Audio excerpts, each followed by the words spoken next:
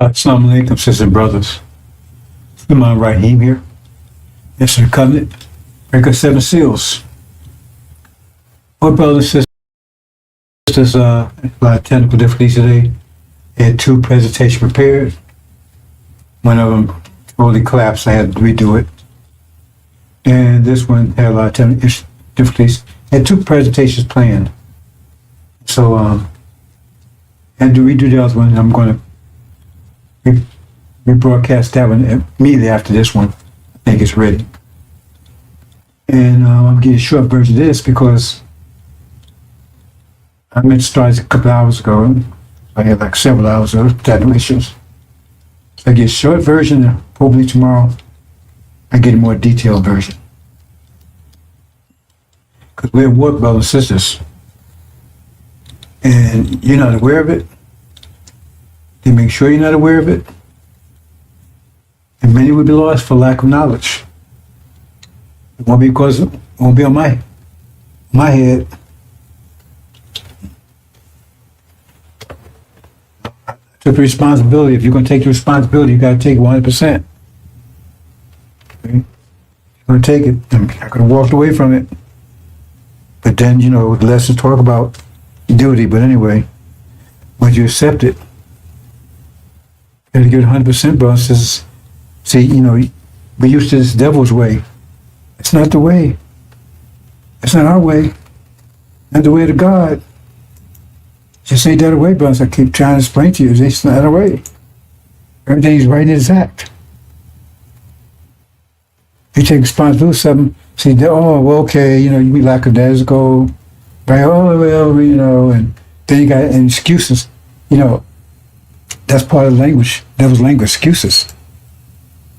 I don't speak Arabic, but I don't think that if it is lately, because Elijah Muhammad said that Master Muhammad told him there's no excuses, mistakes, but I forgot the other term used in the slow books of Islam. But make excuses, get it right, do it right. You have to make excuses. So, because once you make excuses, if people make excuses are failures, because they're excused, they're failure. And say, well, I apologize. Who cares about your apologies? You put me in a wheelchair. I didn't mean it. And then some of them get very vicious about it. I said, excuse me. I said, I don't care how strong you say it. Can you restore my situation? Well, that was an apology I ever did to us. I don't want your apology. You mean, apology absolve you all the stuff you did? See, that's all that stuff, that mindset. If you're making apologies, that means I wouldn't make apologies. I've had to make apologies a few times in my life because I made mistakes. I make mistakes, right? I try to make less of them. I'm learning. I'll be very careful what I say and what I do so I don't have to make mistakes. So I have to be apologizing. My family can tell you, if they hear me apologize for something, it's very rare. Because they don't see me going around doing stuff and make mistakes. I be careful what I say, what I do, and make sure if I do something, I do it right. Well, that's got to go, because you look in the universe, you see any mistakes out there? Any mistakes in the creation?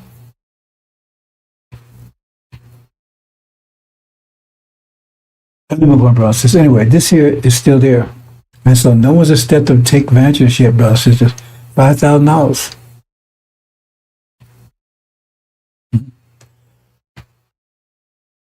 Here we go, sister. But the thing is, this is they have a lot of problems over the NOI. You'd be surprised. You will find out pretty soon. Because that shit show they had Sunday, it was all about, we don't know anything. See, when people start telling you faith, that means they don't have any knowledge. They don't have any knowledge. They don't have any knowledge. So they don't have any knowledge or facts or proof. If you don't have faith, like Christian, we can't prove you go to heaven. If you don't have faith, what if you're a Hindu? What if you're Buddhist? They have faith too. So how do you know your faith is any different than their faith? When they don't have knowledge, mathematics, they have proof, then they fall to, just believe in it. Well,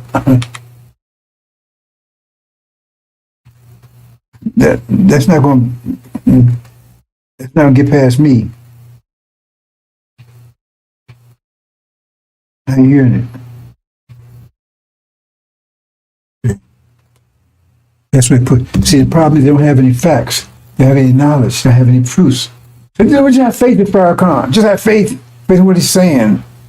And they try to throw it about Moses traveling in search of knowledge. In other words,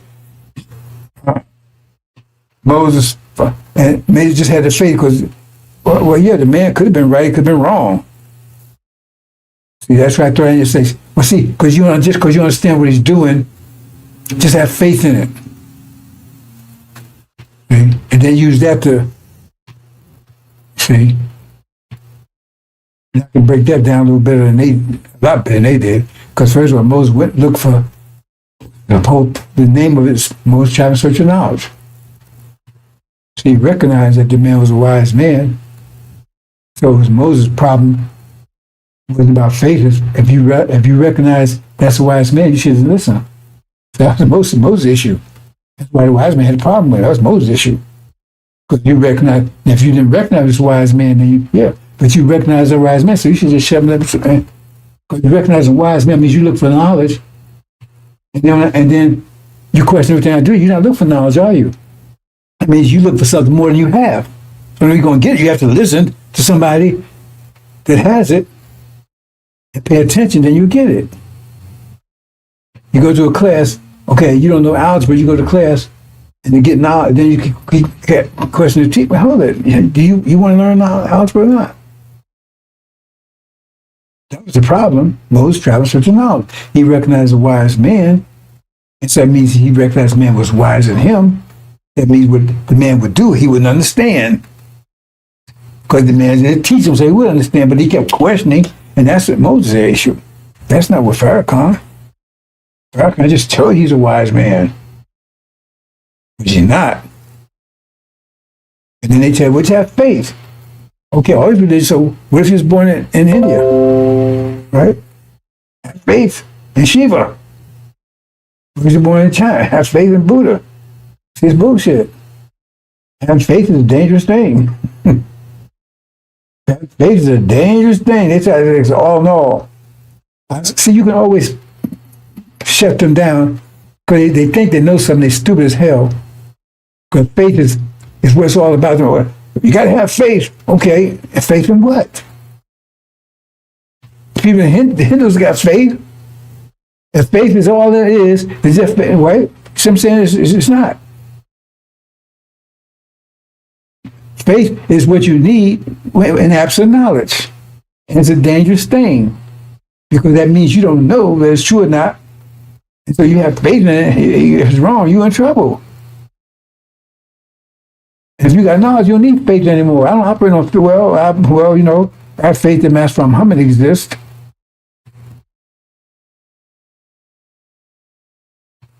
But it's not a total blanket faith. It's like a blanket without knowledge.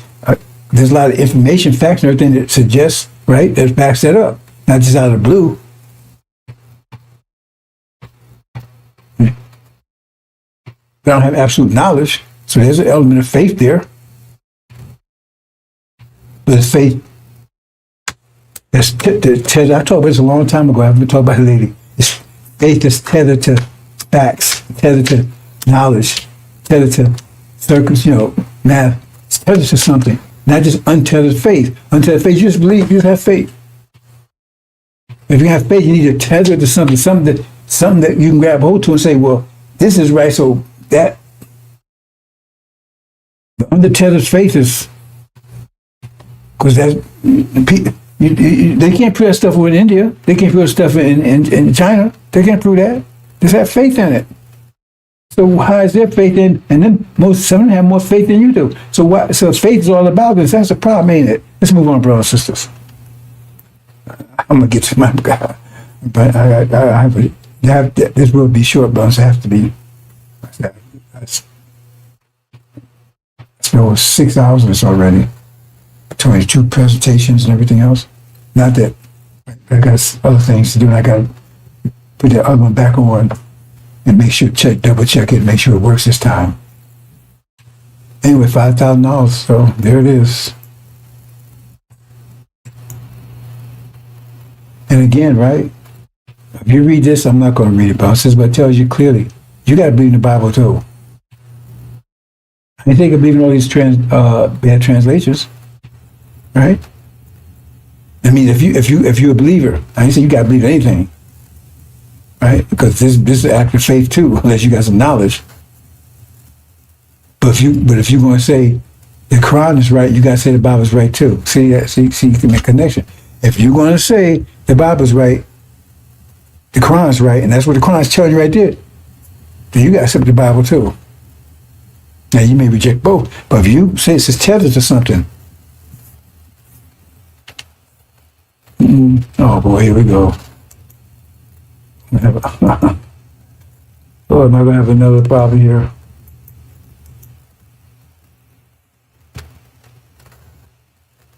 I thought I took this out. I guess I didn't. Let me see.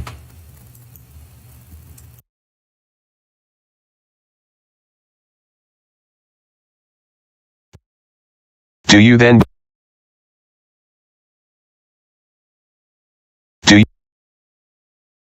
believe?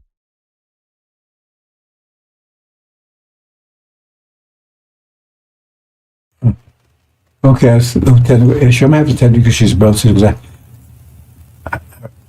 had to put this together and the other issue and everything else. So I'm going to give you a short version. So it's not going to be clean. The facts are going to be right, but it's just not going to be as involved as I anticipated.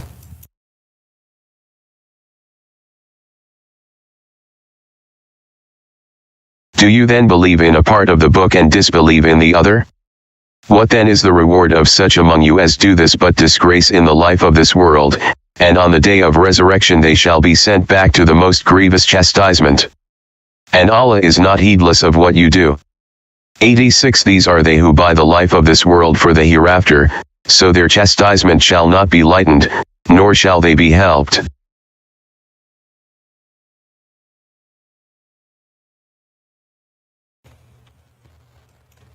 Okay, brothers, I'm going to move on, but thing is that, and I'm going to talk about this a little more in my presentation, is about war, right? And their weapons and our weapons. But let's talk about their weapons. These things I talked about in the past, but I'm trying to bring everything into focus, brothers and sisters. And they're part of their army. They're part of the devil's army. Let's leave it simple like that. Watch this. I have a problem with this. I keep playing it, brothers, because it's so obvious. But I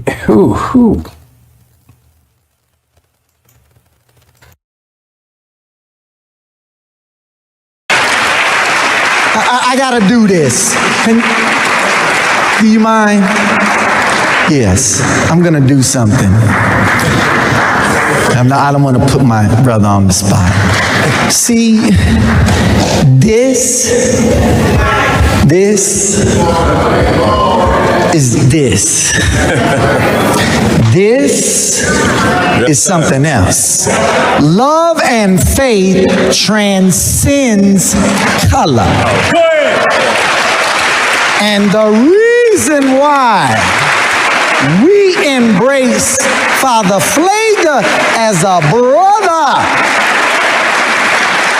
is because we find him on the battlefield of justice, being a true disciple of Jesus.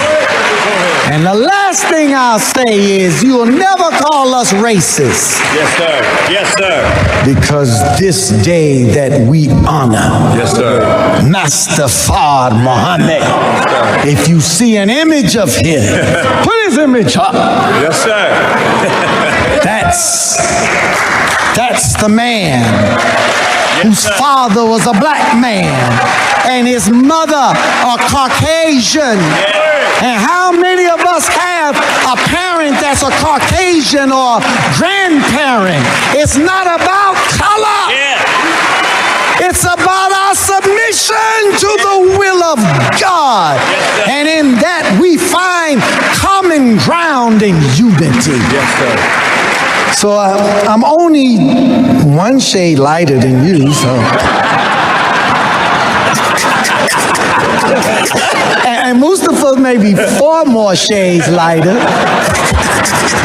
We a family. Yes, sir. Let's stay a family and be a family and love each other as God would have us to love each other.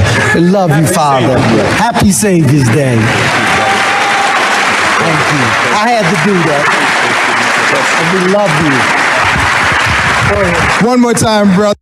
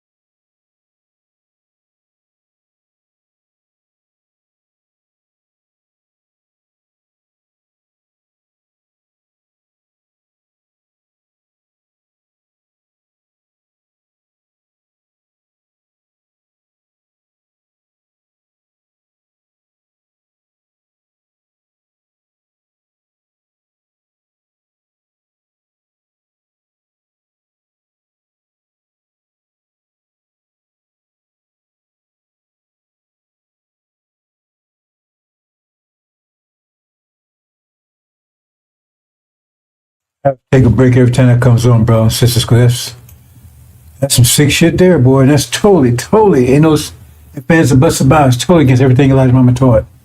And I tell you, and I don't, and I mean it's all earnestly. He's probably Elijah Muhammad's son. If Elijah Muhammad was present, he cut his goddamn throat. Because that's totally. Now, if he's out there on his own just saying that stuff, fine, but he's saying it in his father's name. We move on, brothers and sisters. See here, this again. What's happening here? Okay. Scientology, shit, that's what Farrakhan come selling. They've been pushing this shit for 40-some years. But he puts fragrance of Elijah on it. See? Put some clone on it. Right? Some rose petals. See what I'm saying? Cover it up. You look, see roses, smell roses, texture roses. But once you get a hand of it, all you're getting is shit. Let's move on, brothers and sisters. And I'm lying. If I'm lying, Farrakhan, tell me, because you see nobody challenge you. It takes 5 seconds, less than that, to show that you full of shit, that you are not representing Elijah Muhammad's teachers. It's easy. Even if I wasn't there, I was there. Anybody that pays attention, that thinks about this, would know that. But I was present, I witnessed it. But even if you just read Elijah Muhammad's teachings and follow the lessons, right? There's nowhere in the world you can say that this shit Farrakhan's pushing had anything to do with Elijah Muhammad. Nothing. Zero.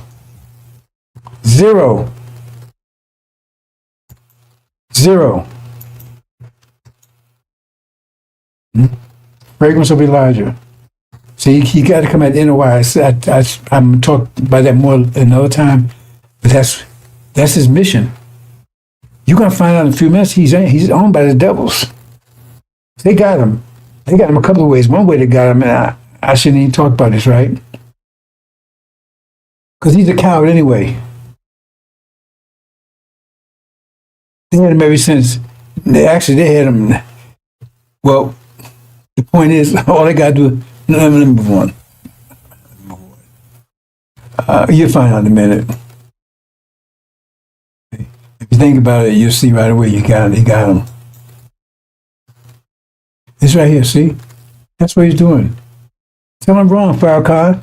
I can prove it. He's shitting on Elijah, message, and Master Muhammad's lessons. You don't believe in that. All that shit to you. You're naked because I'm exposing your ass.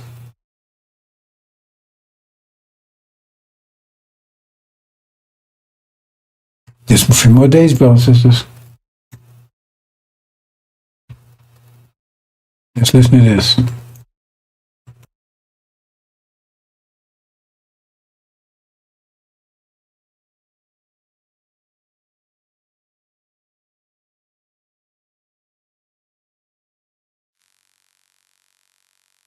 believe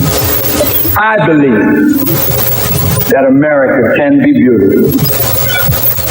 How can America be made beautiful? Now, family, listen. My brother Imam Wadafuddin and I have had disagreement, but his followers and mine have never given each other as much as a bloody nose.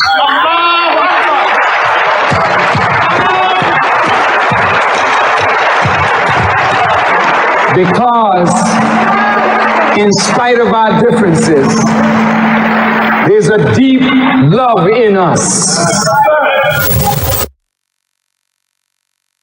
We don't like the things about our nation that is not good, but I don't want to live anywhere else. I want America to be made right. I don't want to see America go the way of Rome and Babylon and Sodom and Gomorrah. But why won't she go that way? If the men of religion and the women of religion keep silent.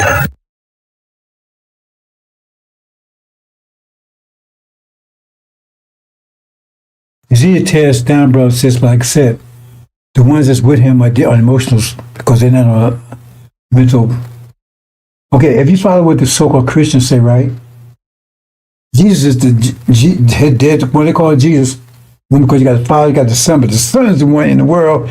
He's the one kicking ass. He's the one going to battle. He's the one coming to do the judgment. He's the one doing all that. Remember, he's the one sitting in the world to do all these things. Except through him, everything is created. If you understand that concept, and that concept, is relative because there was no such thing as this Jesus Christ. But the bottom line is the idea is correct. The person that's talking there is the one that's the Messiah. It's Jesus Christ. They tell you he's not the Messiah. So the one talking there that's going to do all this stuff is the Messiah. He's going to destroy Babylon. He's going to crush all the enemies under his foot. Right? Women and child, anybody. He's going to destroy them all. He has no mercy. He's going to burn their ass in the fire. That's the language of the Messiah. And he got a particular hate for Babylon. A particular hate for Babylon. He definitely wanted to get Babylon. He wanted to destroy Babylon, no mercy. A particular hate for Babylon. That's the Messiah now. Remember that. That's the Messiah probably talking. But he claims he's the Messiah. Does that sound do they sound the same? So you don't pay attention to these things. Who's that saying in the Bible saying all these things? It's supposed to be the Son and the Messiah that's doing all this. But if you look in Exodus, so-called Old Testament, that person is Joshua. The one that's supposed to bring down, destroy Babylon and all. You see what I'm saying? And go have no pity on them. And Amalek said, tell Amalek, don't have no pity on them. And in the case of Babylon, he says, do double them what it did to you. So he said, he got nothing but wrath upon these people. That's what it says. It says, wrath upon those people. Wrath. That's not he's a wrath upon them? So when you put this, if you ever think a little bit, put together, you say, hey, that can't be him. That can't be the Messiah. Because who's that talking then in the Bible? Who's that talking? It's supposed to be the Son, the Messiah. Either it was the Father. It said the Father and Son are one. So both of them, if was either one of them, still they think the same way. Does he think that way? But Satan thinks differently. Satan must save this world, don't he? He loves this world. That's his world. He wants to save it. He don't want to hurt this world. Remember, son of perdition, he's after the works of Satan. He's in the Satan category. And we got this guy, and like I said, I had to try to put it all together like I wanted to. But he got him saying, that's going to be one immediately after this, right? He's saying in the interview that his father's father is a white Portuguese Jew. And he said Jews the synagogue of Satan. So why does he want to say, it's wrong on every level. Why in the world did he want to? Elijah Muhammad said if fools want to stay here, no, okay. Just on a general level, all the shit they did to us. And he said, just forget about it. Let's forgive him. Why? If we even did that, all the nations look like it was fools. They'll look like it was fools right now because we're even in submission. But why would our women ever have respect for us? Unless you hide history from them. Because they go look at history. Why would they have respect for men that didn't defend them when they could? They can understand because they was told up front the situation. We wouldn't be able to defend them. Because remember, they didn't have to go into this. This was the bond. We had to go along with Dr. Shabazz. He didn't force that. Neither did Yaqub. He didn't force those people. He told them what would happen if he lied to them. But he told them, I give you control. Dr. Shabazz says, okay, you go to this process. Because everybody knew about energy deprivation because they already said knew it was coming. All the scientists knew it was coming. They just disagreed on how to deal with it. So they said, okay. So they agreed. And the women said, look, okay, as long as you restore our honor.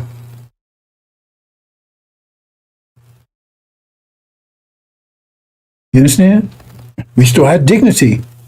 Because their honor and dignity, all that was removed from them, removed from all of us. We said we would. And I'm going to make sure that promise is kept. Anybody get in the way, that's their ass. If you don't protect your women, and he says, fuck our women. What are they saying? Why are you, people that fucked over us and beat us and shit on everything, I don't want to see nothing happen to them.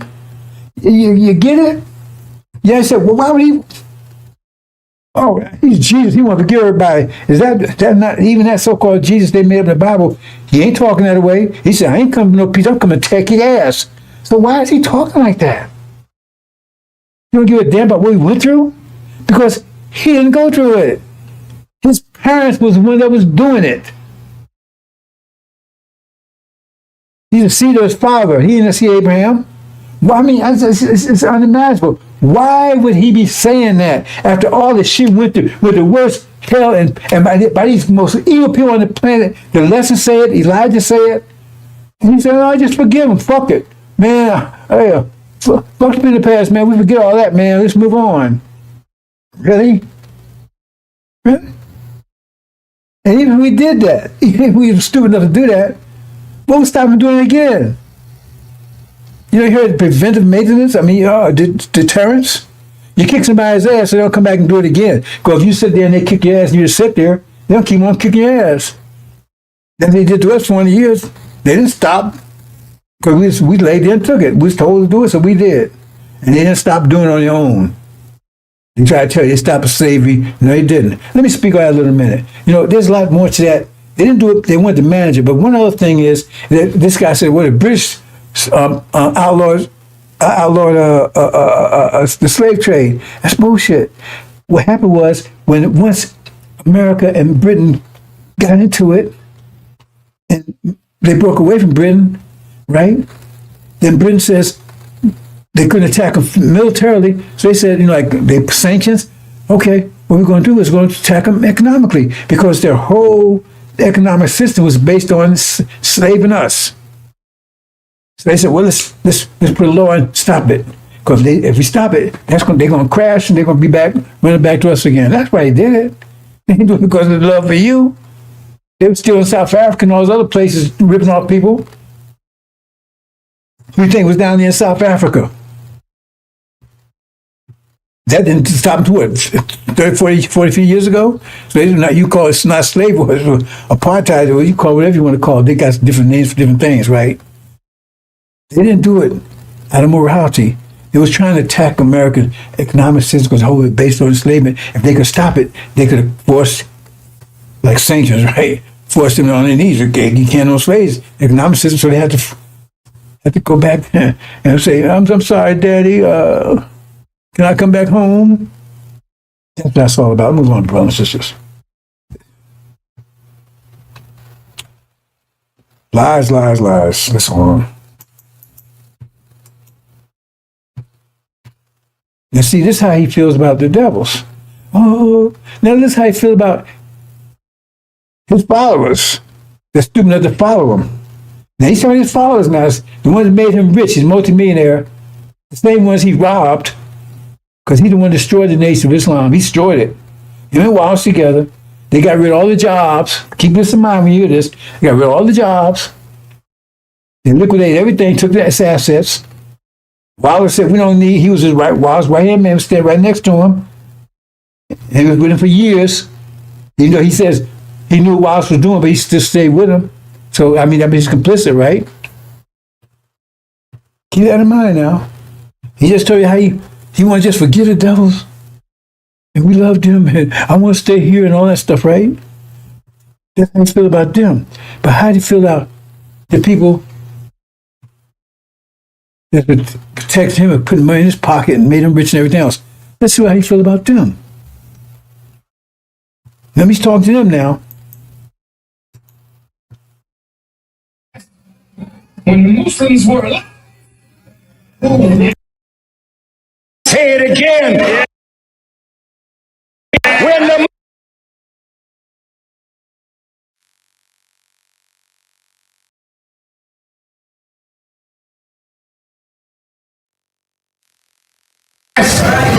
When the Muslims were alive, I'll say it again. When the Muslims were alive, you dead as hell now on both sides. Yes, sir, brother Minnie. Yes, you are. Yes, sir. That's real, brother Minnie.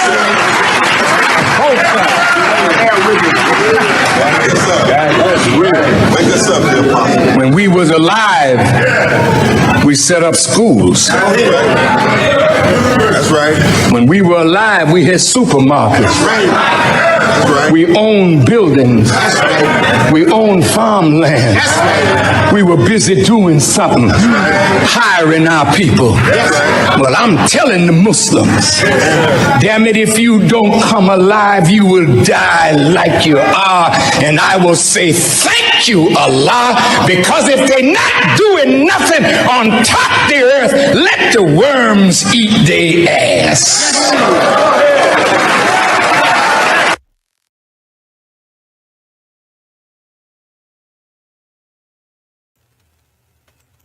That's how I feel about you, because you didn't make it, put enough steaks on his plate. I'm wiping his ass clean enough. See? About you. And you the ones kissing his ass, got his head up in his ass. That's the way I feel about you. Male and female, both sides. And he praying to Allah.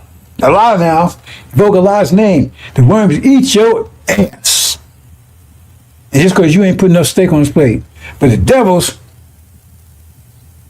we had us eating their ass and everything else, licking their ass, and you can if you can think of it, they did it. Stuff you can't think of because your mind just ain't weak as theirs. For hundreds of years. Oh, I love them. I want to stay here. I want nothing to happen to them. But you, eat your goddamn ass. Okay, my God, eat your goddamn ass. That's 11FARRAKHAN. Moment of clarity. Moment of clarity. Pray a lot. Worms eat your ass. And the matter of fact is, who's alive? Who killed you? I did. I killed you, but still, I'm not sure the worms eat your ass. I killed you, but you gotta come back alive and kiss my ass and everything else.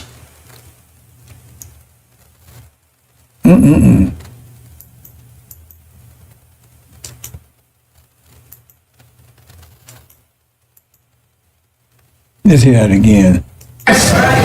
When the Muslims were alive,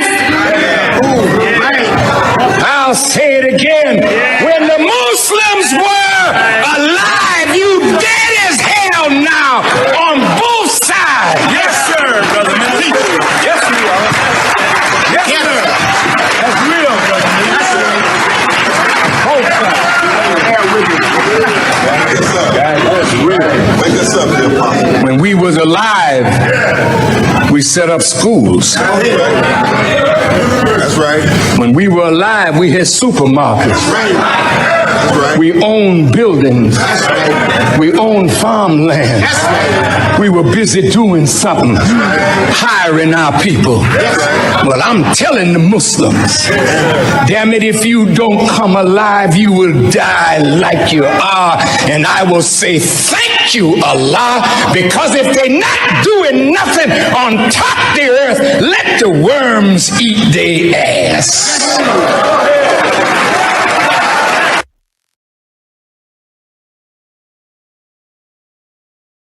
Elijah's leadership, it was doing those things. Elijah's leadership. Now, he had led about 40 years, right? And Farrakhan lead about 40 years. He's probably a leader. There's nothing there. He's admitting. Think about it. See, you got to read the backstory. He's admitting. He says he rebuilt the Nation of Islam, right? Is that what he says? That sounds like the Nation of Islam is built? See, they reveal, if you just pay attention to what he's saying, he built a goddamn name because he's just telling you that. But he claimed, well, we built the Nation of Islam. He didn't build a goddamn name. He's telling you that nothing is built. He claimed, but then he wants to claim that he's the, right? But he wants to he blame it on them. That's not. But if it is built, that's because on him. He want to take credit if it is built. But not built, that's their fault. Not his bad leadership. Because he didn't build anything, but he's multi-millionaire. See? So he tells you the Nation of Islam he built. Because they ain't doing anything. And so he want a lot of mercy ass. But the point is, he's the one that's supposed to lead them in doing it. So they ain't doing anything, that's his on him, right? Because Elijah Muhammad was one that inspired and led the nation to do things that they was doing. And he ain't doing a damn thing but getting rich. Or eat your ass. Well, you know something? If I recall, be careful what you say. You know, sometimes it backfire. Because it sounds like Aaron Worms did eat his ass, didn't they? Burned his ass up. Blew his ass apart. His synagogue of Satan pals. They put some radiation disc in his ass and blew it up. Boom! Right? Now he pissing shit in the bag. Whatever little man here that he might have had is all gone.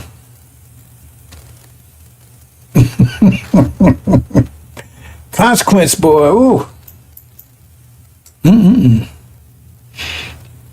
Okay, let's see if I can get the, oh, I'm not in the wrong place here. This now. Okay, bro, says I got this. Let me grab a couple of things. It's not what I want to do here. I don't think so. Hold on. Next thing I got some technical difficulties.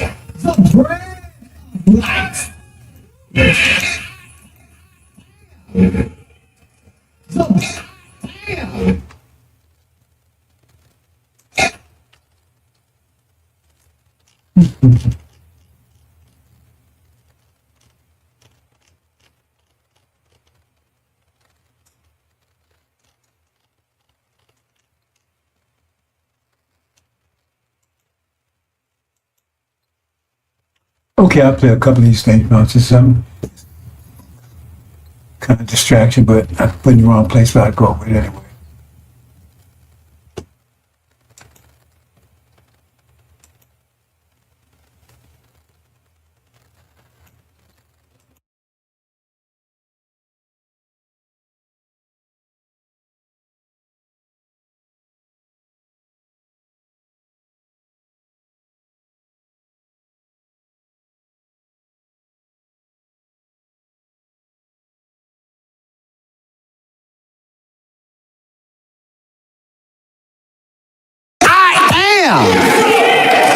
The bread of life. Woo.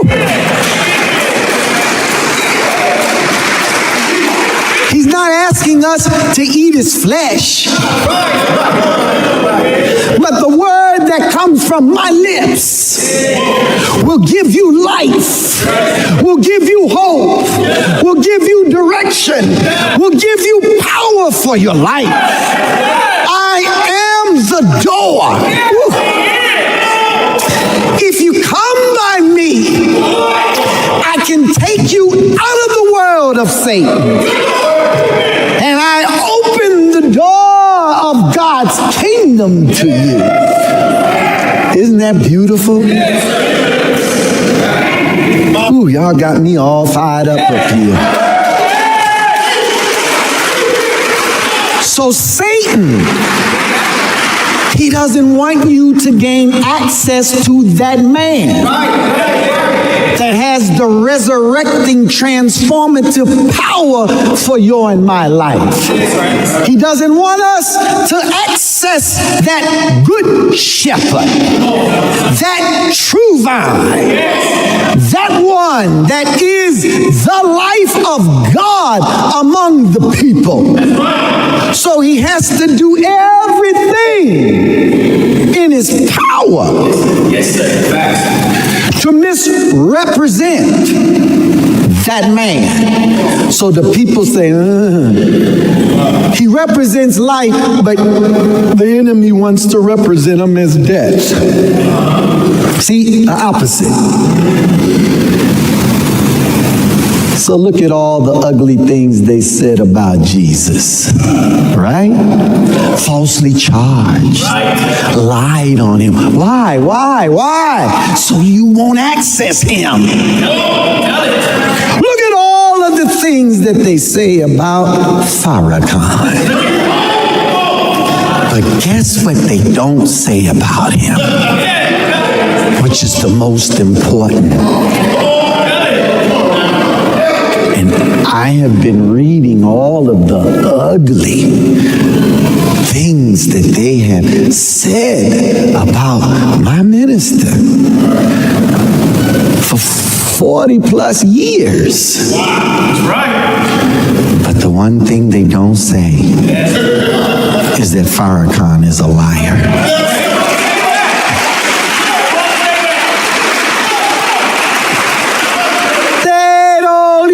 Want to come to the table. He's called them for a showdown for years.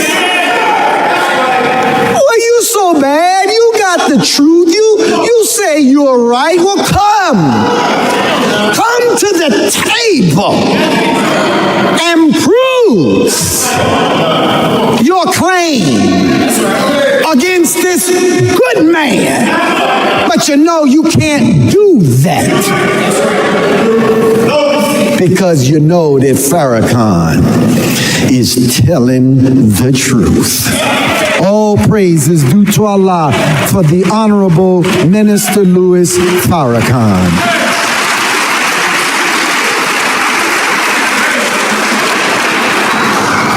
So we are living in a world today, troubled world.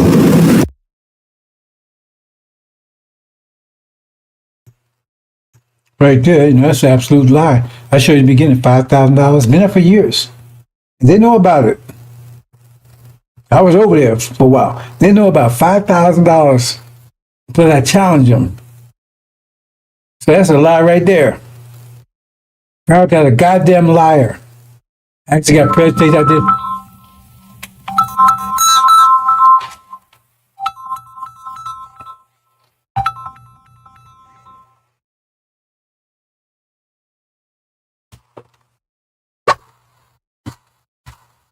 Yes.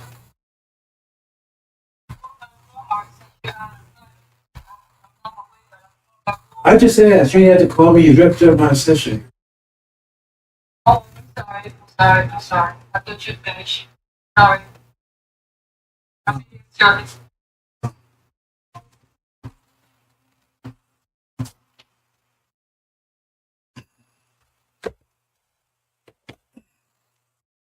Excuse me, brothers and sisters. Wife calls, I answer. Case closed.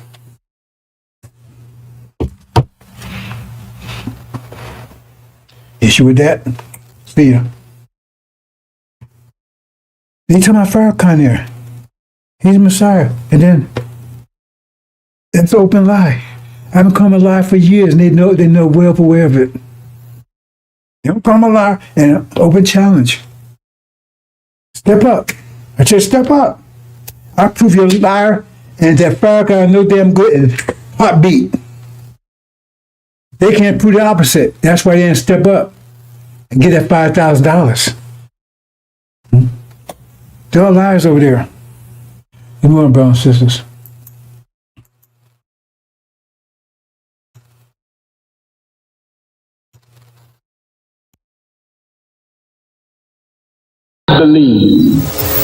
I believe that America can be beautiful.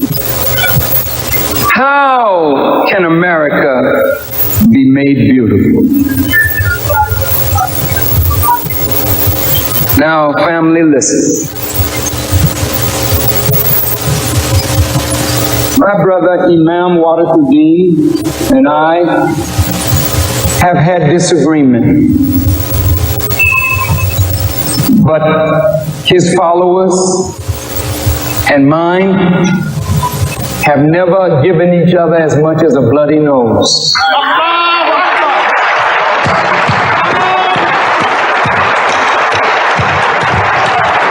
Because in spite of our differences, there's a deep love in us. And it makes my heart sing with my brother here. And we work together for the common good of Islam and the common good of humanity. Just one more screenshot and this I believe that America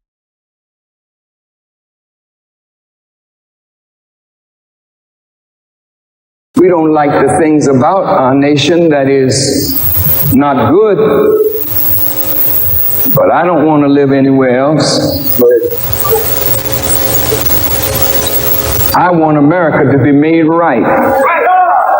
I don't want to see America go the way of Rome and Babylon and Sodom and Gomorrah. But why won't she go that way? If the men of religion and the women of religion keep silent. You stay in your churches and you preach to the choir to be good. Y'all be good. Praise the Lord. We don't like the things about. See, now Wallace is an open enemy to Elijah Muhammad. So the day he died, he hated him, and he didn't hide it. He called him a charlatan, a liar, fake. He deceived people. Matt Muhammad was a trickster. He was saying these things while Farrakhan was standing right beside him for years, and he said all the way to the day he died of diabetes. But yet, he's my brother. So how, wait. Now, he's an open enemy to Elijah. This whole organization, the Bilalians, that he destroyed the nation of Islam. It says they bled with him and Farrakhan together. He stole all the nation's money and never gave it back. They lived high on the hog, so to speak, of the nation's money. All the believers were left with nothing. They stole it all. Farrakhan, well, that's why I said he got that cancer, because he's robbing the nation. They robbed it together, took it all, and he's calling him his brother. And he's sitting there, he's calling his brother, and right now, while he's sitting there, he's still hating his father. His whole organization is about saying Elijah Muhammad was a goddamn liar. Go and check out the Bilalians, his organization he left behind. So how does he call him? The facts don't mean anything to you, because you got emotional attachment to him, and we don't want you anyway. Because if you were thinking, then you wouldn't be within 10 trillion miles of Farrakhan. And when they talk about how much they did for people he did for, see that guy right there on the right-hand side, that's L. Ron Hubbard. Now, don't take my word for it. Go over the people that did know it's truth. Go over there and see what they talk about. Who they spend most of their time talking about? They don't even talk about Elijah over there. When you go over to Farrakhan's place, they very seldom say anything about Elijah. They talk about L. Ron Hubbard, Engrams, and Scientology. I've been over there. I mean, they have a group session, everybody, right there. So I still got the number. The pastor just put the number, post the number. And you call that number, and they have all nationwide, whatever. He ain't got all the followers he claimed he have. Got 10,000. He don't have anywhere near that anymore. But the problem is that, like I said, they'll get on and have it, I think it was on Friday night, Saturday, whatever. Group call, everybody's on there. And you know what they talking about? Scientology. L. Ron Hubbard ain't talking about Elijah Muhammad. I know I got on the call, I'm saying, listen, about 5 times, says,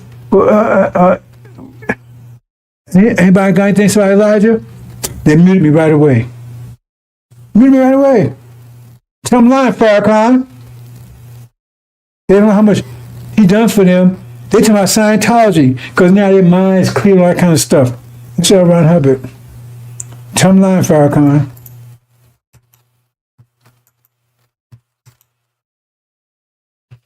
See, this is Messiah talking.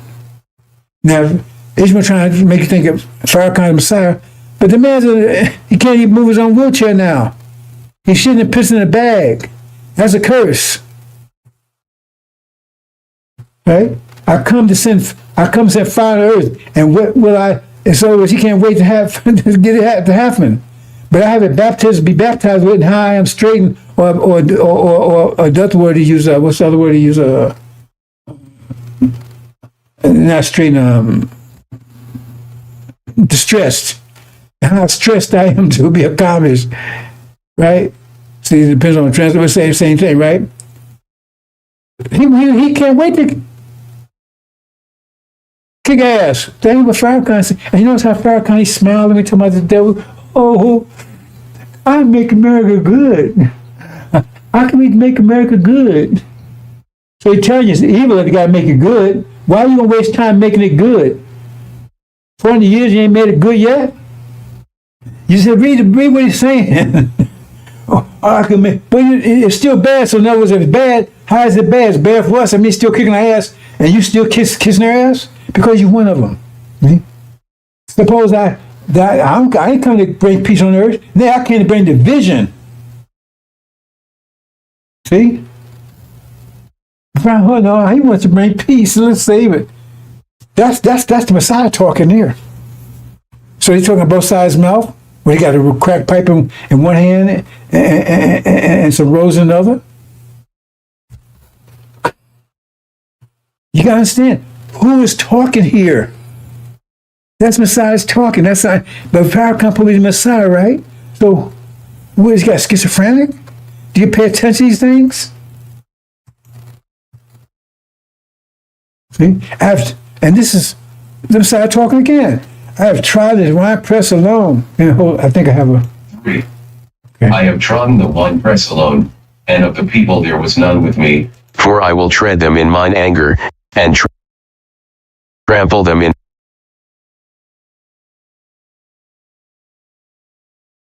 3. I have trodden the winepress alone, and of the people there was none with me, for I will tread them in mine anger, and trample them in my fury, and their blood shall be sprinkled upon my garments, and I will stain all my raiment. For the day of vengeance is in mine heart, and the year of my redeemed is come.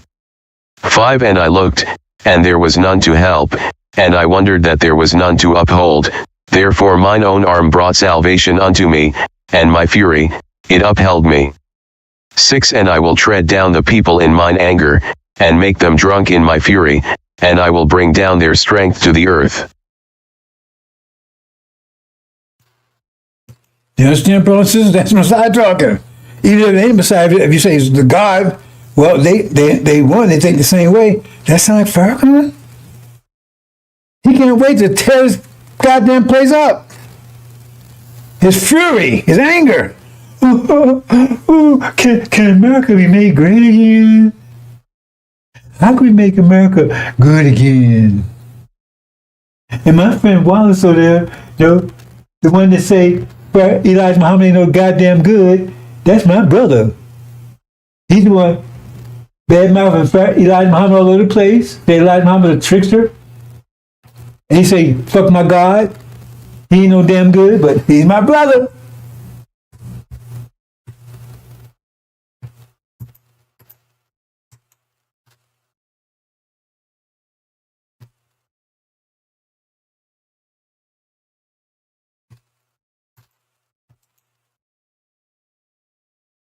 Okay, let's get to the main issue, bosses. The battle for the planet. I'm gonna keep it short. I said, hopefully maybe tomorrow, because I gotta still do the other presentation. So I'm gonna do that ever after this, and then maybe later on, most likely tomorrow, I'm gonna go into some more details. So I'm gonna get highlights. Now the bottom line here is, see, we got enemies all over the place because we're at the bottom. They said that what's on the bottom be on the top and top on the bottom. So say for instance, you was on the top and now you're on the bottom. That means what's on the bottom, what used to be on the bottom is now on the top. So in other words, you used to be on the first top, but you used to be on the top floor. And then the people in the basement. But now if you flip that around, the people in the basement is on top and you're on the bottom. And they're all on top of you. And you think they want to give that up? No, they're going to try to keep you down at the bottom down there. And that's what's happening here. Everything got reversed. But Satan, he's the guy as well. He's the opposite. So he's the guy at the bottom. He's the guy at the bottom. If you understand the key, it tells you the same thing there. Right? And then you got the one soul is in the captivity, I have brothers, Ishmael. They're the jinn. I'm not going to go into detail about that. Right? But see what they got. Look what they got. See, as long as we're on the bottom, that means what we used to have on the top, they got now. Because we're on the bottom, we don't have anything. If we're on top, we had everything. We had control of everything. We was on the top, right? But on the bottom, you have control of nothing. And the people on the bottom, they got control of everything that you had. So Satan got identity. They see Abraham's seed. Yeah, the jinn, they got our language, our religion, our land. Right? Then you got God can make our nation, our energy. They work just for nothing, fed shit. You got Esau, our image, that's our full brothers over that betrayed us. That's the Levites over Africa. What you call Africa. Hmm? So, and we got nothing. But see, it depends on you. The only way you can stay there, to keep you there, either you don't have the energy to move up or you don't know to move up. If you reconcile that you're a bottom person, that you're supposed to be bottom, then you'll stay there.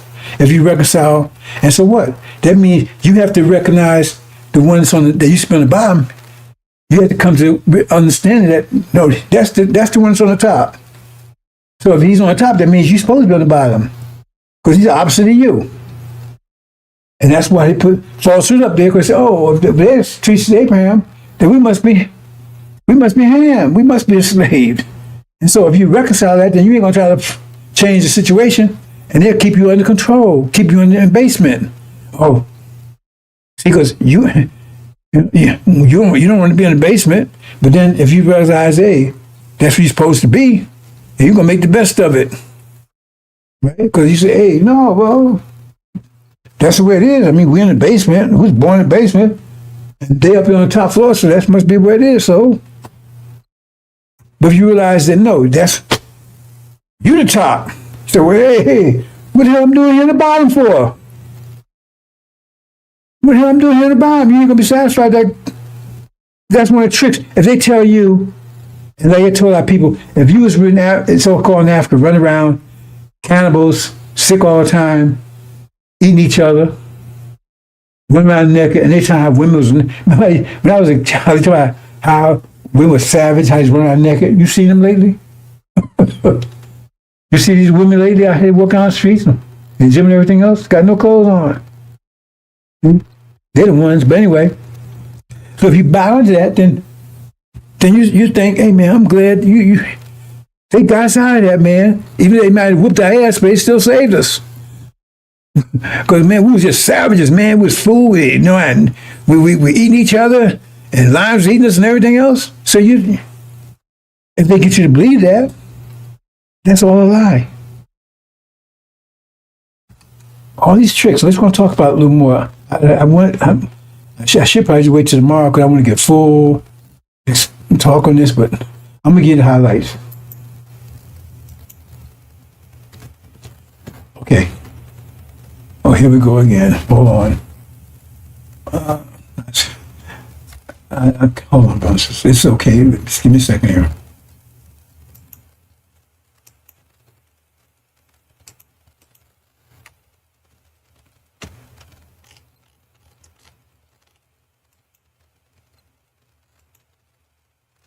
Yeah, I messed that one up.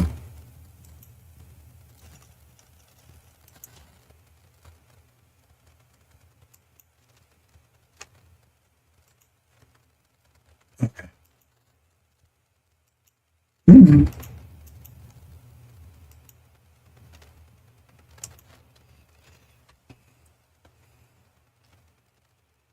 Again, I'm just going to get the highlights, brothers and sisters, today. Now, see here in the blue, those are our weapons. I talked about them yesterday. I'm going to go into more detail. Let's talk about some of the weapons they're using on us. I've talked about these over the years. Some people have been around for a while. They may recall me talking about some of these things, right? So let me talk about a couple of them. See, because you can also have the weapons that the enemy is using on you. See, so let's talk briefly about some. Let's look at electricity for instance, right?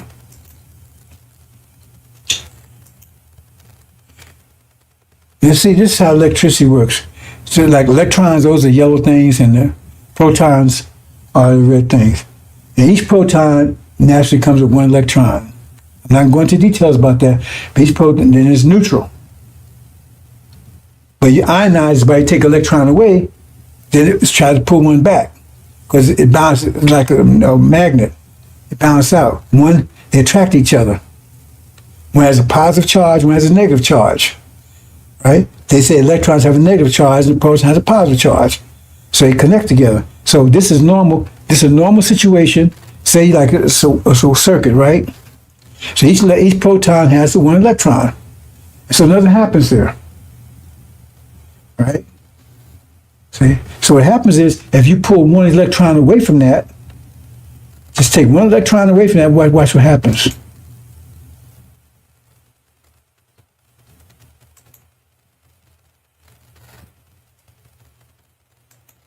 It's going to move. Uh-oh.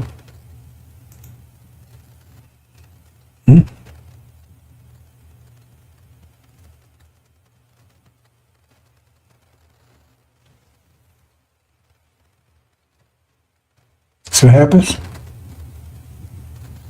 Then you got a current.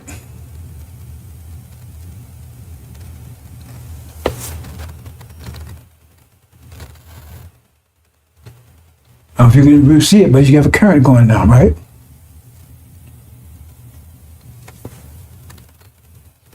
What happened here? Okay. Let me do it again. I should go a little faster. But see, there's a current going there. Take one electron away.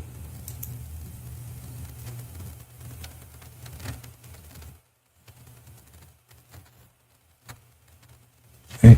And now you got a current because that proton is going to pull the electron from the next one, see, it pulls the next one, then he pulls from the next one to it, and so it'll keep going around because you got a current. That's what electricity is. Not that bullshit they talking about. Electricity is. If you take two electrons away, it's going to be a faster current. Take three, because they're going to pull it from the next one. That's a current. That's what electricity is. That's how you create electricity. By pulling electrons away, then you create a current.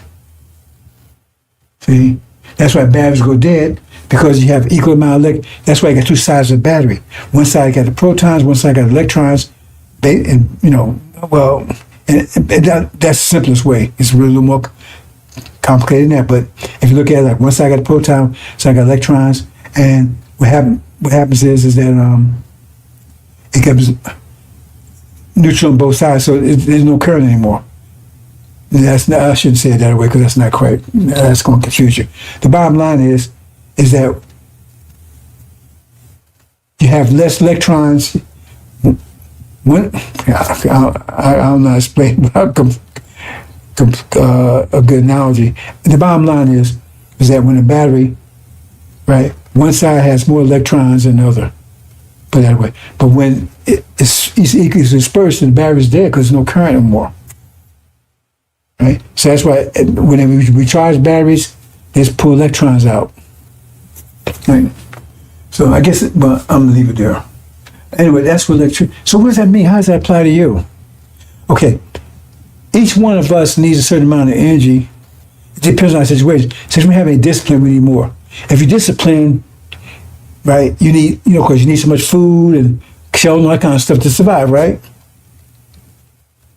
If you're frugal and you eat one meal a day, you don't need so much, right? If you trying to, you're exploring your money on beyond that kind of stuff, right? You use your money just for what you need. You can minimize that, but the point is, just say everybody has the same amount of expenses, right?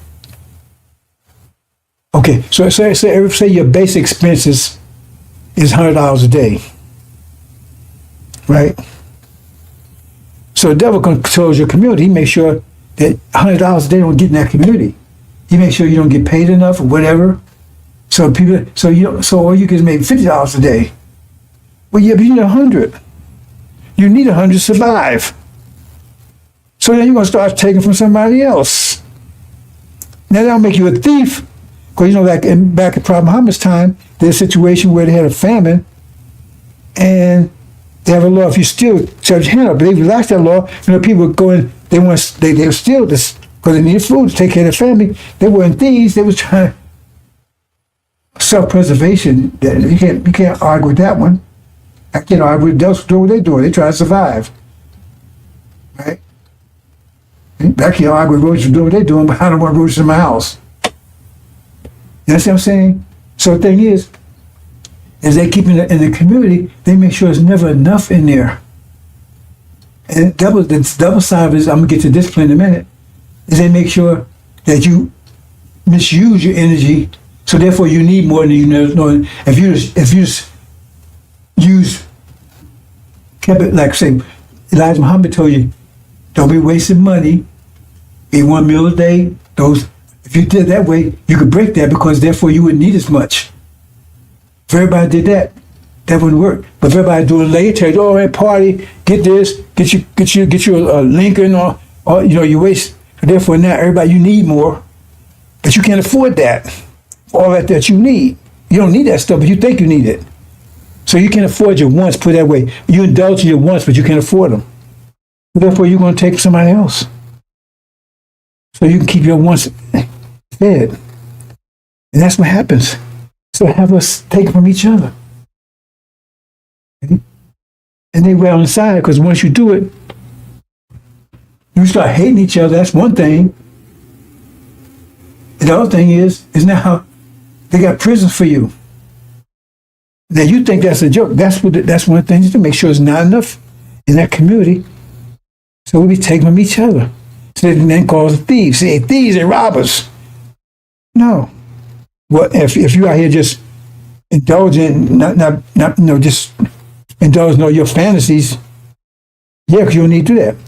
So Elijah Muhammad was able to break that cycle down by saying, eat one meal a day, just use your money wisely to take care of your family, don't be wasting everything else. He broke that. See, he didn't understand what Elijah Muhammad was doing. That's what Master Muhammad taught him. So he broke that cycle in his community.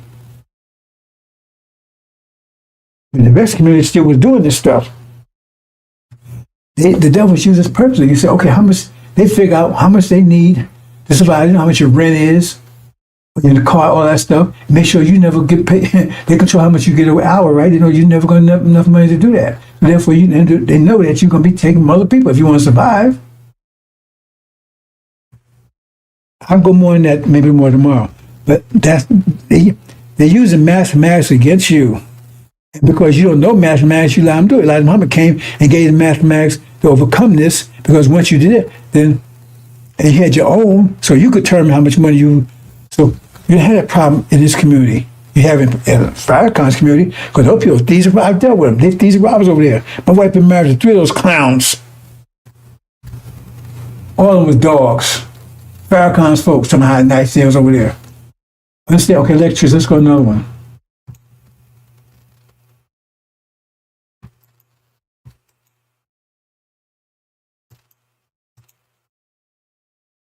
Okay, let's look at pressure. How does pressure work? See here? Now, in their communities, they got plenty of space. Now, suburbs. Oh, here we go again, Linda. Hold on, brothers and sisters. Okay, hold on for a minute. Let me. Okay, spend more time on this anyway. Okay.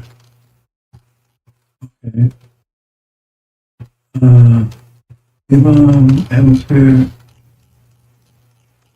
I'm not going to do with that, that's for sure. Resonance, discipline, electricity, fusion, sensation. Oh, hold on, what was I looking for?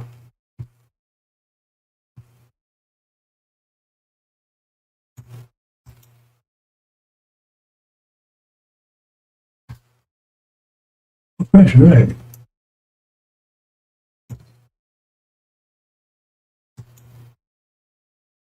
Okay, then why did it attack? Pressure? What happened here?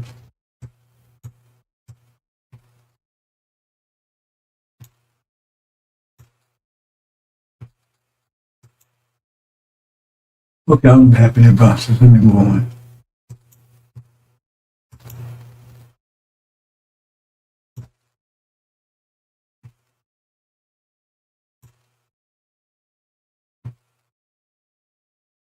Okay, pressure. Let's see here. Oh, I know what happened. Look at the wrong thing.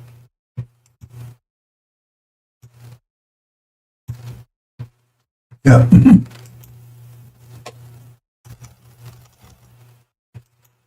Yeah, that's the wrong thing.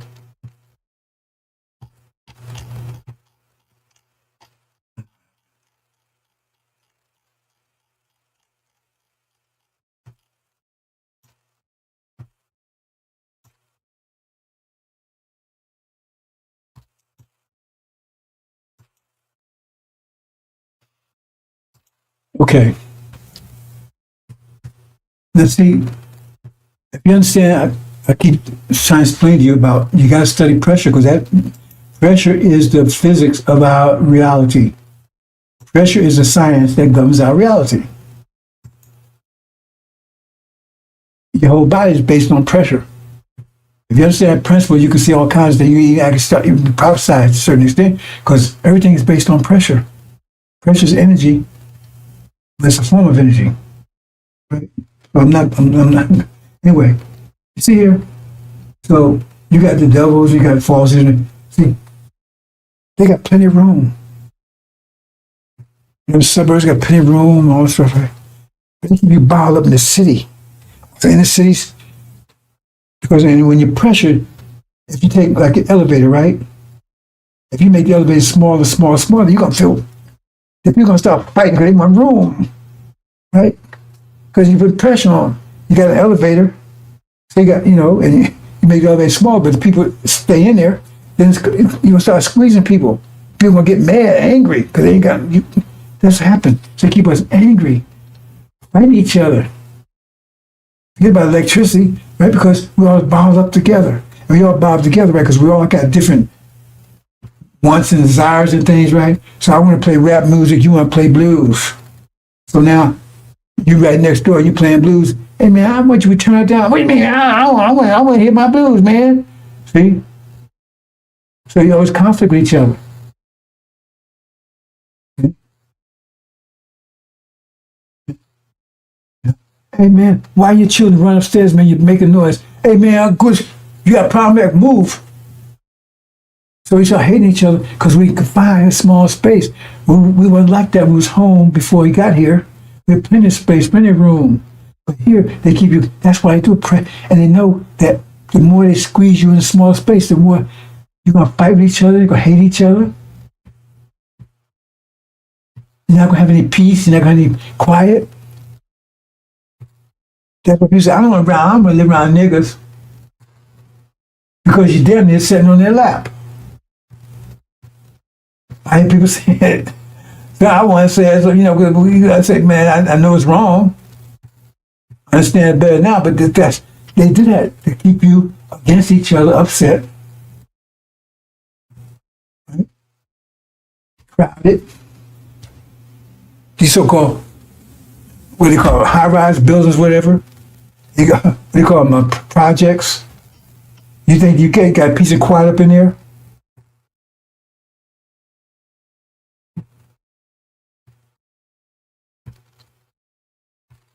It's purposeful.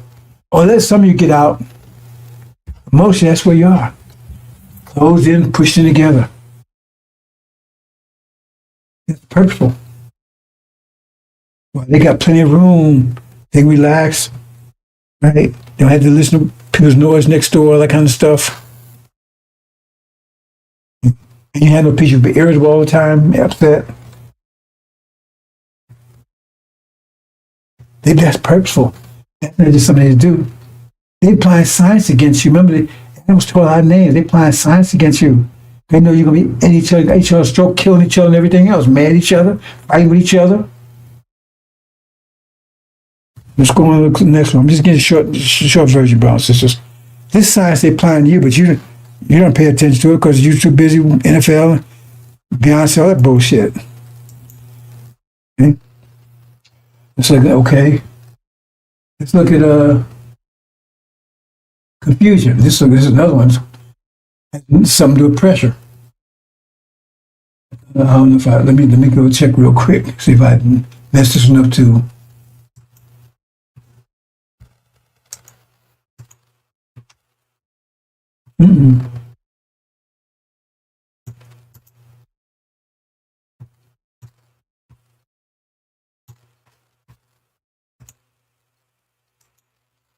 Yep, sure did.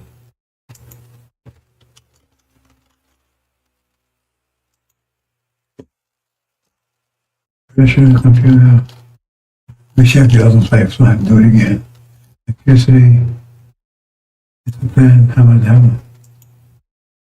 That's good. Resonance, how about that one?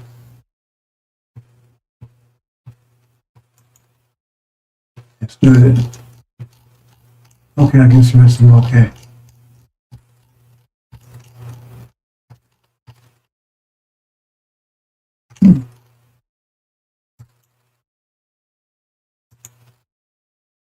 Okay. I'm not going to get to all these processes.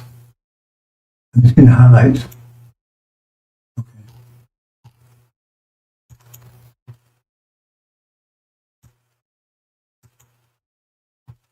So look at this confusion. See? This is really, this one. Confusion. What's that about? See here? Remember I said you bottle up? In this case right here, they bottle you up with, what are these? Cross. These are demons. These are skin folk. See, they don't have the same nature as us. They wolves in sheep clothing. They're wolves. They look like sheep. And that pressure is even greater. But now you got confusion and greater conflict because you got two different natures. Before you had one nature bottled up, so you get, but this is even more. You got two totally different opposite natures. And they hate us. We don't hate them because they look like us. We might be dissatisfied with them like we other women in the pressure thing, but they hate us. Their nature hates us. But we don't hate them because they look like us. See the problem? And they hate us. And they keep confusion going. Because you go talk, hey bro, and man, what you talking about, man? What you don't like America, man? See, you got a whole different idea. And plus, they traitors. not traitors, I wouldn't call them traitors, right? They inform on you, right? They inform on you, they're taking agents. Our neighborhoods are infiltrated with all kinds of people as agents, informers, and everything else. Because they hate you. They want to tell Master what's going on. They're the same thing using the fields. Master put some of his children out in the field. You think, oh man, he look like you. He tell Master everything you're doing. Because his nature's with Master, ain't with you. He don't even like being black. You're saying, I don't like being a nigga, man. I don't like, I hate, hate niggas and so on, right? You see what I'm saying? Because they do. They really do. You understand what I'm saying? Because they got the nature of white people. And the white people are devils. And so you got all kind of confusion because you can't, they're not going to agree with you on anything. And they're going to run and tell Master everything you say and do. Some open their agents, some just by default. But they hate being around you. They can't wait to get away from around you. They look like us, wolves in sheep clothing. What does wolves do with sheep? Eat them. Kill them. They do it on purpose. It's one of their weapons to keep us divided, confused. Because we can't unite under those circumstances because you don't know you can't trust the person next to you. I was married to a demon woman. Man, it was a disaster.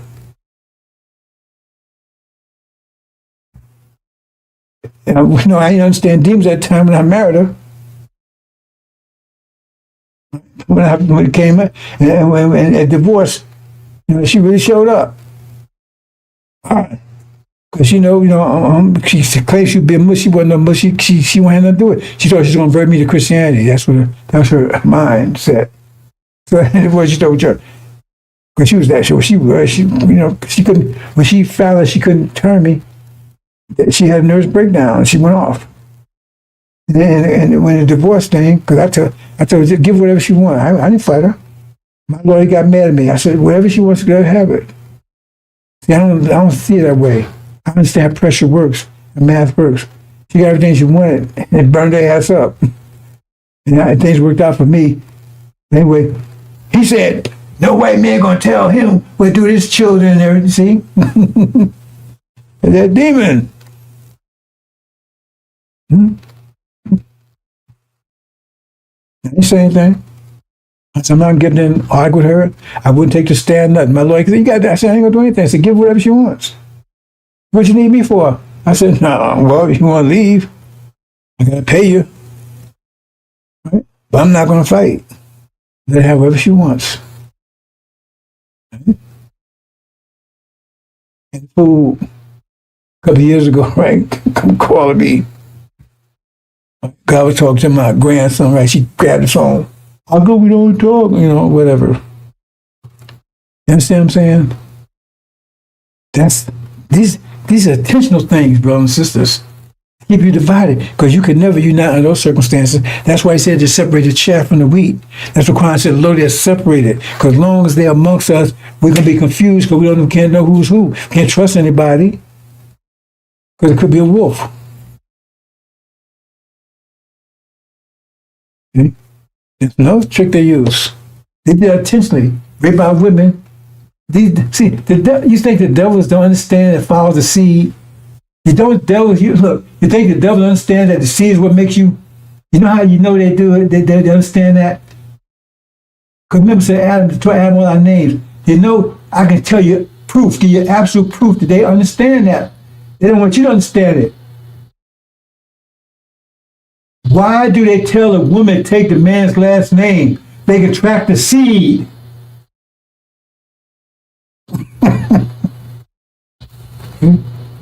So they know Farrakhan's a goddamn demon. They know he's a devil. They know he can rely on him because he wants to stay here. He like white people. He like devils. He don't want to go nowhere. Can they be made good? Because his heart is with them.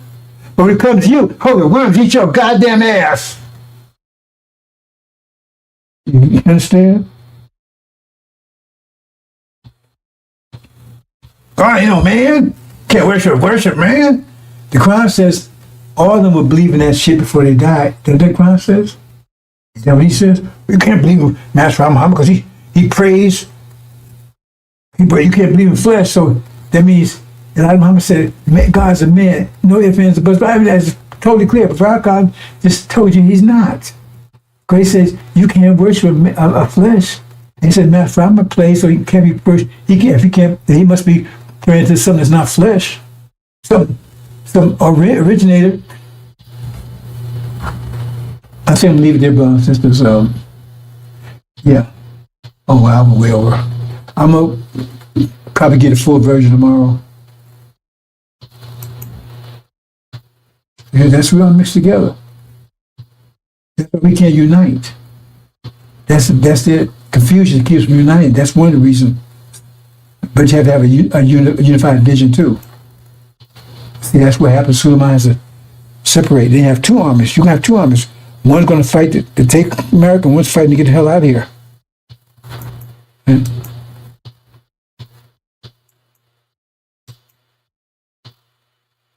okay, I'm going to close here, brothers and sisters. All right?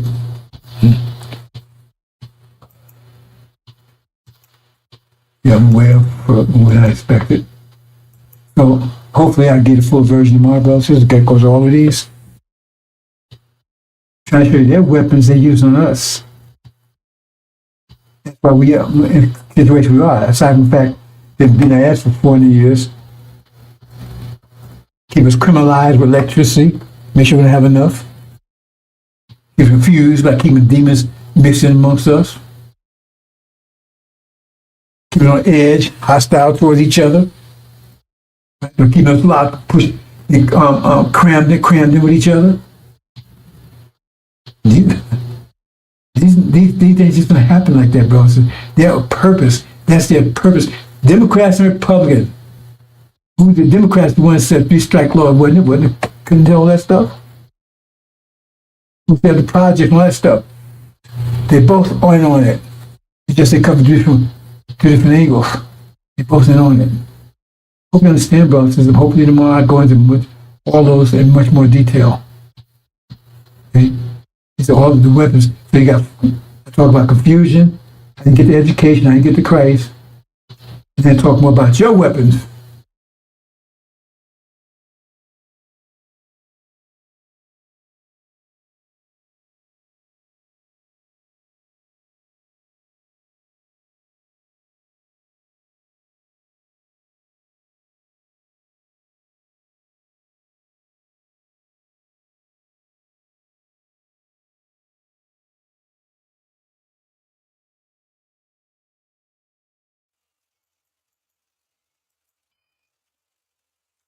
History of the cross, known by their works. What's the history of the cross? 500-year history of the cross. Murder, rape, destruction, deception, enslavement, burning, terrorizing. To maintain a slavery system, you must terrorize the people 24/7. They terrorize people from Africa and America for 400 years. Constant terror, 24/7. Rape, murder. In the name of Jesus. This was Christians, not Buddhists, not Hindus. Christians, in the name of Jesus, where they said Jesus cursed black people, they call them Ham, cursed them to be slaves and persecuted forever. In the name of Jesus, raped our women incessantly, pissed in our mouths, made us eat shit. And they took and tried to clean it up, I get, well, not clean it up, but make it look more fashionable, I guess, by calling it chitlins. That's after slavery, of course, after so-called slavery. Because what was into it was not slavery. Look up slavery. Look up slavery. It does include murder, rape, terror. This is a Holocaust. And then now they try to downplay it. Oh, that was 400 years ago. No, it wasn't 40 years ago. I don't care if it was a million years ago. It was 40 years ago. It lasts for 400 years. As they're doing today.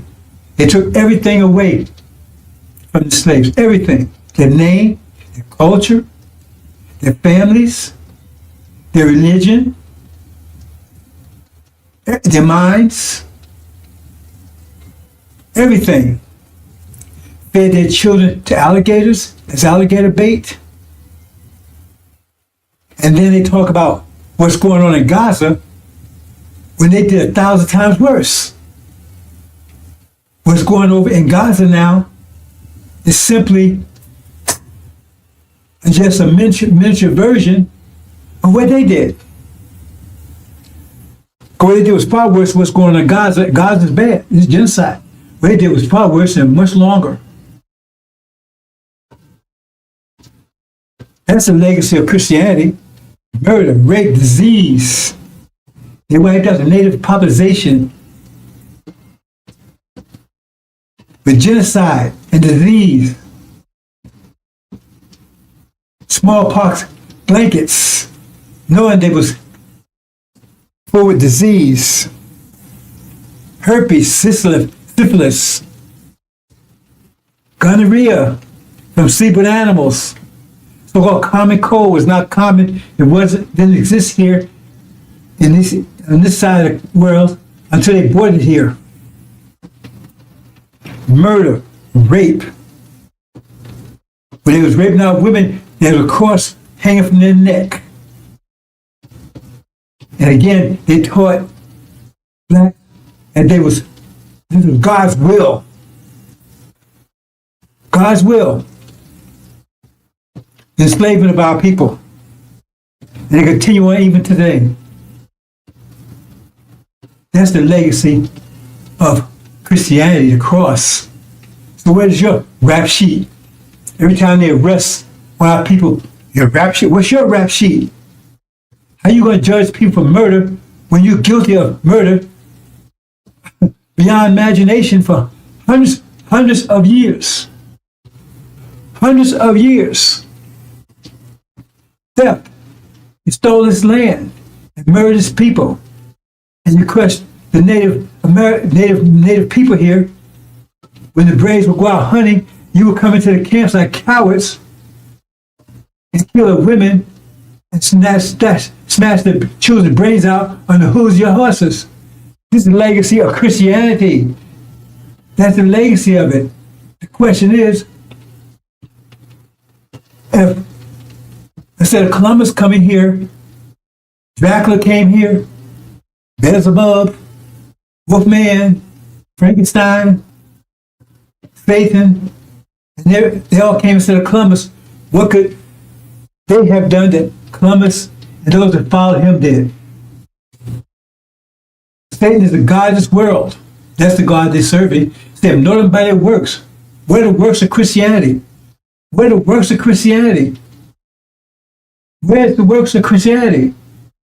Evil, deception, mischief, bloodshedding. It goes on today. And what's going on in Gaza, just reflection and microcosm of what was done here in America for hundreds of years. Raped out women incessantly. They would even rape while they was out in the fields picking cotton. They would jump off their horse and tell them to bend over and rape them. And tell them to keep picking cotton while they was doing it. This is the kind of stuff that they would do. Make one slave defecate in the slave and slave in the mouth of another slave, and then bound it up so they couldn't spit it out for 7 days. That's a legacy of slavery. You did it all in the name of Jesus. That's a legacy of slavery. Legacy of slavery. 40 years plus. Legacy of Christianity. Legacy of the cross. That's the legacy. That's the true legacy. So whose works are those? Who are you serving? Who are you serving? The legacy of the cross. Where's your rap sheet, America? Gog? Where's your rap sheet, Magog? Britain? Where's your mateship? Where's your rap sheet? Antichrist, false Israel? What's your rap sheet? Then they colonized Africa. They're stealing from ripping off everyone. The legacy of Christianity has been ruling for over 500 years. And now, the threat of nuclear war to finish off everything. That's a legacy of Christianity in the name of your Jesus.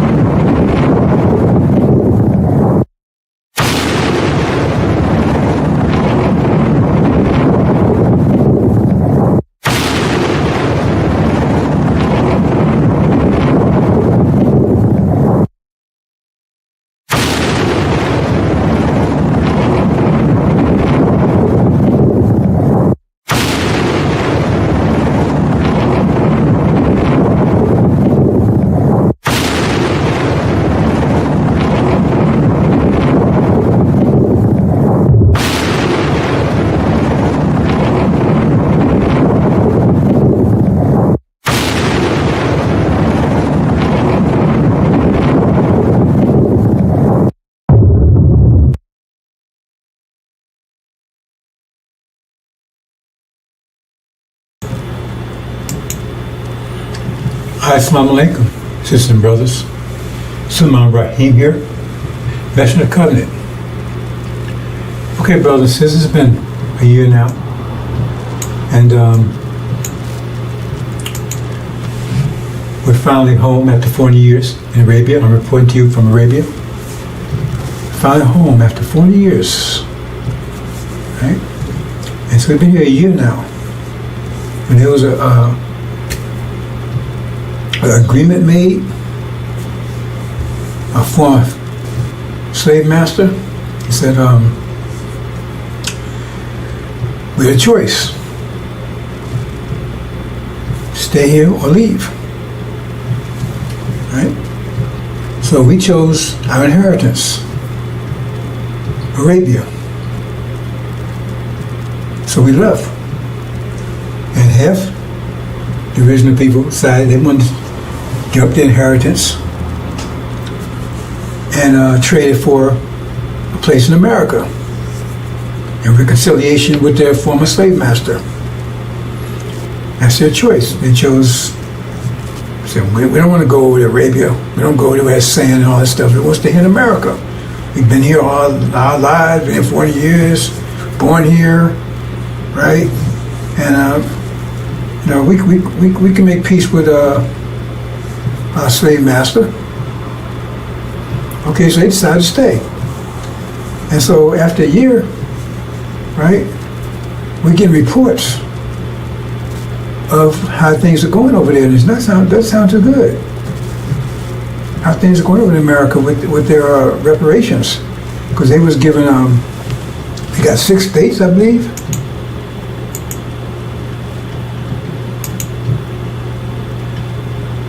Yeah, see? Yeah. Yeah, they got those 6 states right there. That's what Farrakhan told them. You know, they was listening to Farrakhan. Farrakhan promised them, you know, they stay there, 6 states, right? Had their own land. And they can make reconciliation with the former slave master. They're not devils. They're not devils. They're human beings. They just had a rough, you know, they were just, you know, did some things wrong, but now they, you know, they're gonna make amends and make reparations. So 6 states, and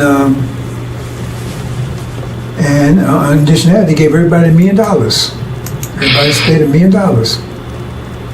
Okay? Say, thank you, Farrakhan. They're so happy. Thank you, Farrakhan. Thank you, Farrakhan. Man, you got 6 states. That's what you promised us. We got 6 states. They're thanking you. Thank you, Farrakhan. Right? And you know, I mean, this was a year ago. They got the 6 states. Thank you, Farrakhan. Right? Everybody got $1 million. Everybody $1 million. And they're rejoicing.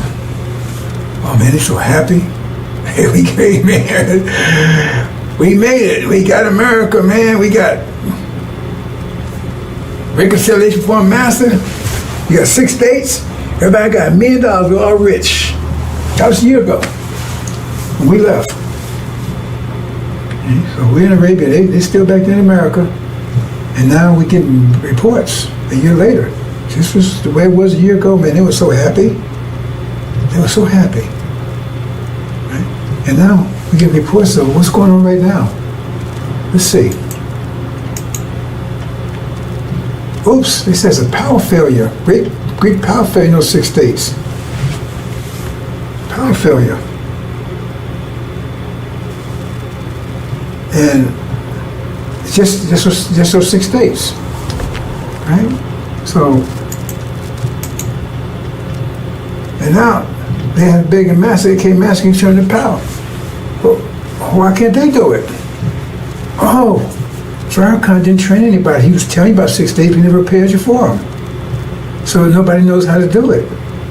How to turn the power grid back on. So now he's begging, man, master, can you come and turn this thing back on for us? I mean, you would think that if he told them 6 days to promise them that he would have prepared them for it, right? Their schools and education, whatever they needed for that. But now, I guess they didn't, because they say over there now they're begging this former master to come and turn the power back on. And then what? I mean, this is all that's happening now. I mean, I'm getting these imports in now. A year later, it's like they're coming in every hour. Power grid failure, right? Then say, oops, crop failure. All of a sudden, there's no. They say they looked at the farmers when they done the farmers said, oh. So then, master, what's happening here? How come you know? Right? Our crop. They found that the land they gave them wasn't that fertile. A year later, nothing's growing. Crop failure. And now they master, what's happening here? Right? And then, I mean, all these things, every hour that's coming in, right? And then they look, you know, and man, they had, you know, a year ago, they had plenty of food on the shelves, right? And now, they look there now, and all the food's gone. It's gone. And she said, what am I going to do here? Food's gone. The house is empty. So he said, Master, we need some food. Well, how come you can't produce your own food? I mean, you want your own country.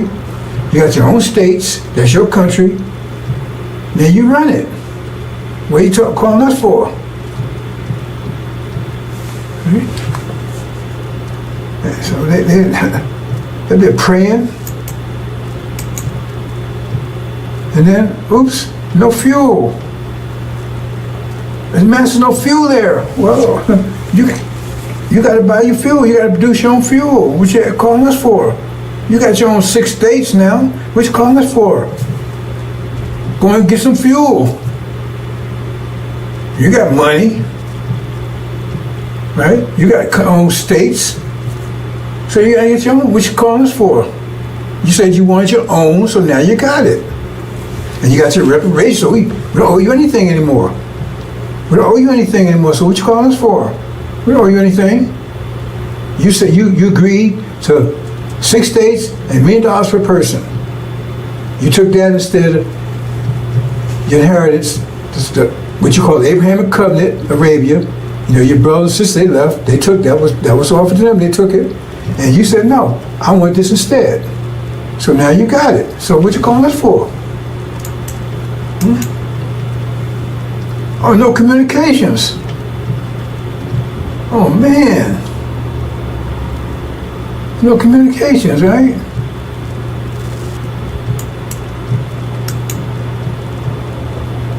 No medical facilities. So what's going on, Master? Wait a minute, hold on. That's you. What you calling us for? That's yours. You got to handle that stuff. You want us to handle it for you? You want independence, now you have it. I mean, wow, this stuff was coming every hour, man. Instead of like a year, they was celebrating. And now they crying and begging the master, hey, we got all these problems here. I said, wait a minute, that's yours. Where'd you come about your problems? You have to work those out. Right? No transportation, I mean, no planes, no nowhere. We don't know about fly the planes and drive the trucks and the boats and stuff and to go and get this stuff. What would you tell us for?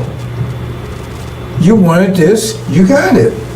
So go ahead and get to train your own pilots, build your own planes, build your own boats and right?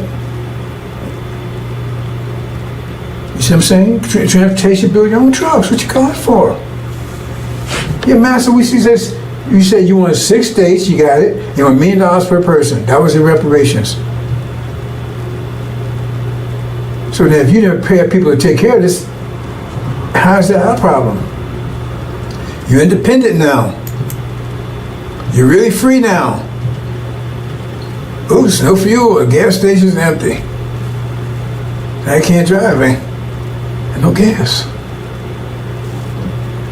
Man, wow.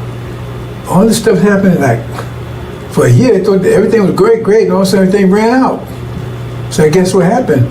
Everything was there when they got it, and then it ran out. They had to, for them to replace the fuel, to get the farms going. So they was left with that stuff. The factory was full. Warehouses full. Then you had to keep. They thought that was just going. I guess they thought it was just going to be there, just by itself. They didn't prepare for it.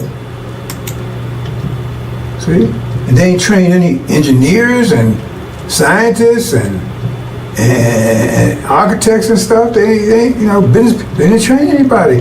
So Farrakhan, he told you he's going to get this for you, but he didn't prepare you for it. He didn't get anybody to handle this stuff. So what was that all about? So now he asked the master, hey, don't call on me.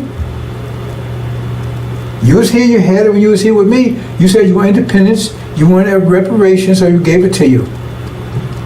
Well, call on your brothers over there. They left, they handled their own business. You said you want to stay here. Right? See?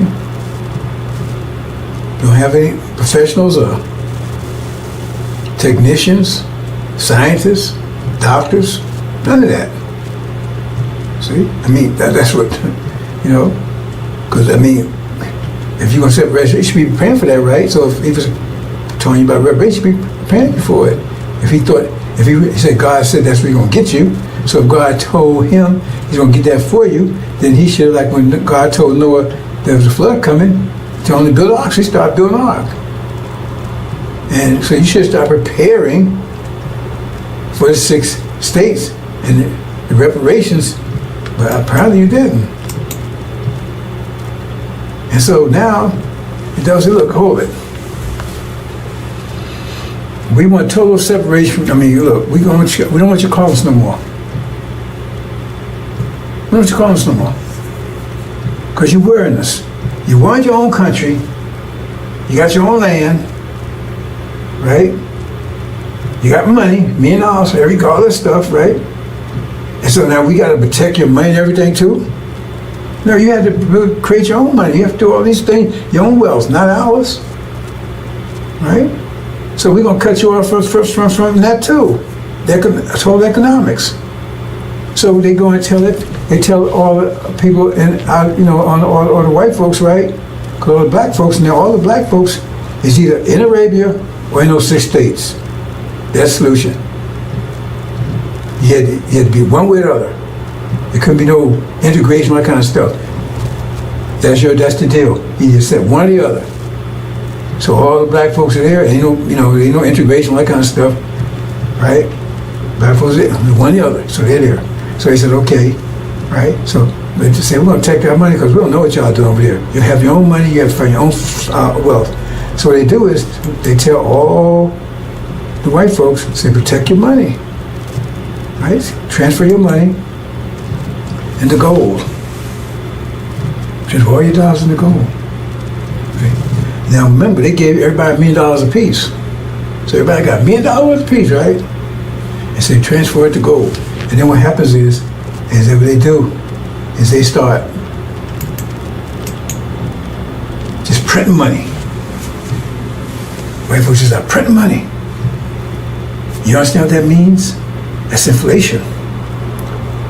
Right? Because if you got $1 million of gold, a million ounces of gold, say a million ounces of gold, understand this, and you got 1 million certificates, then you say each certificate is worth 1 ounce. If you got 1 million ounces, each certificate is worth 1 ounce. Understand that? If you got 1 million ounces of gold and you got 1 million certificates, each one of those certificates is worth 1 million. If you want to say trade with the certificates, each one of the certificates is worth 1 ounce of gold.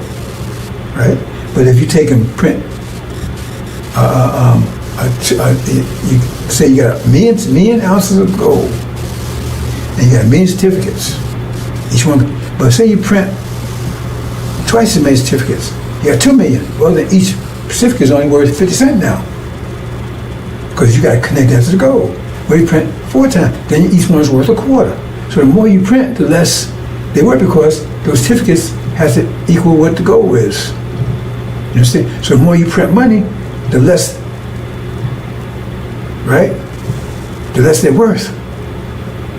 So if you print twice as much money, right, then less gold. You understand? So if $1 is worth an ounce of gold, which that's right, then if you print double that amount of dollars, then each one's worth half an ounce. You understand? That's what printing money without increasing the wealth does. That's inflation. So what happens is they keep printing. They get down to where $100 is worth a penny. But see, that doesn't affect their people. They told to protect their money because they transfer their money to gold.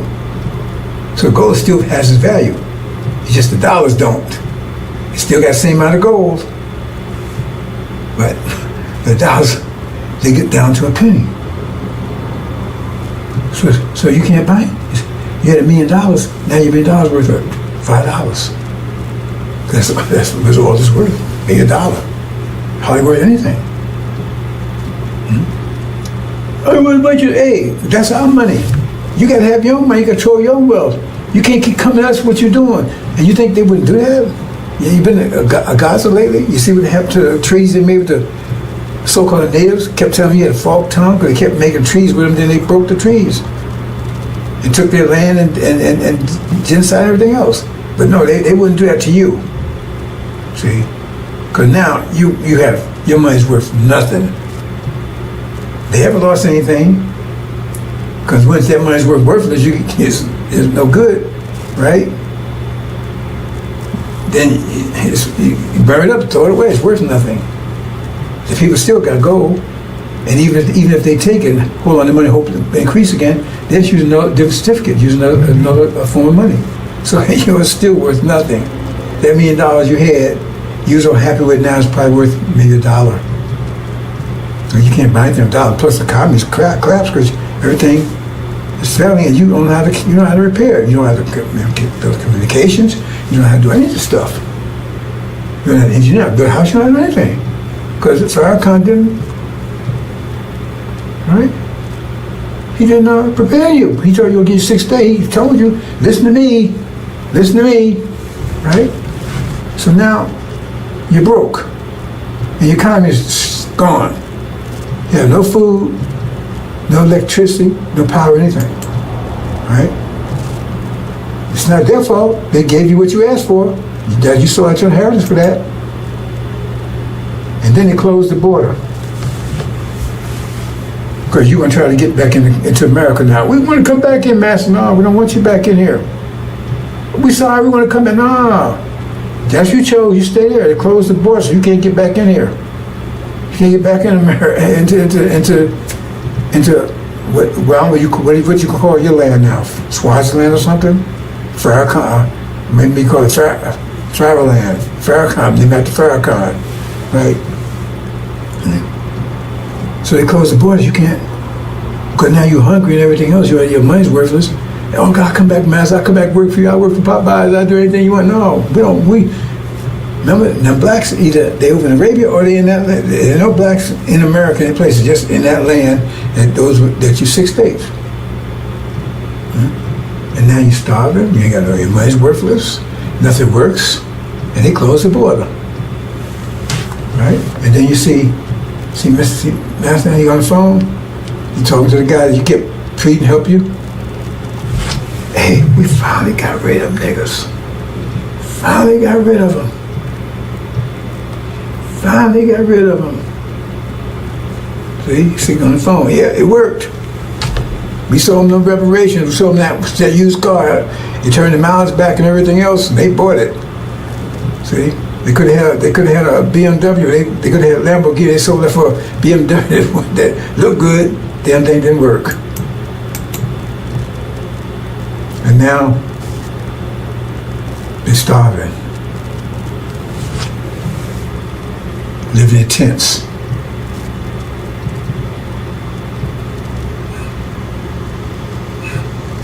Praying.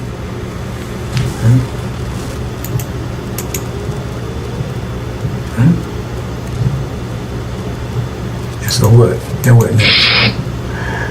What we gonna do, Farrakhan? What we gonna do, Farrakhan? You told us to take reparations, so we did. But they gave us everything that we asked for. What are we gonna do, Farrakhan? What are we gonna do? Pray, pray, pray, pray. That's his answer. Pray, pray, pray.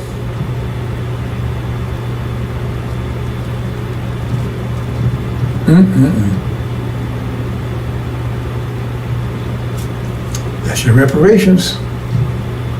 Like Elijah Muhammad said, he had a big picture. We leaving, and blacks staying on the shore, the ones stay behind, and they was whooping their ass. Right? Because they thought you think they would give you some land and take care of you? You think they want to do that? And go bankrupt, give everybody $1 million? How much that is? If it's 17 million, if it's 17 million times 17 million times a million is like $17 trillion, I think, something like that there. Then they're going to do all that for you. They want to get rid of you. So now they have succeeded. Because they closed the border. And what you going to do? You want to fight to come out? They closed the border. They got the military around there. They finally got rid of you. No more black problem, no more Negro problem anymore. One group's out of here, another group that's here. They're gone, and our hands are clean. We gave them what they wanted. Well, anything. Okay. God honors contracts. Remember, he honored the contract with Jacob.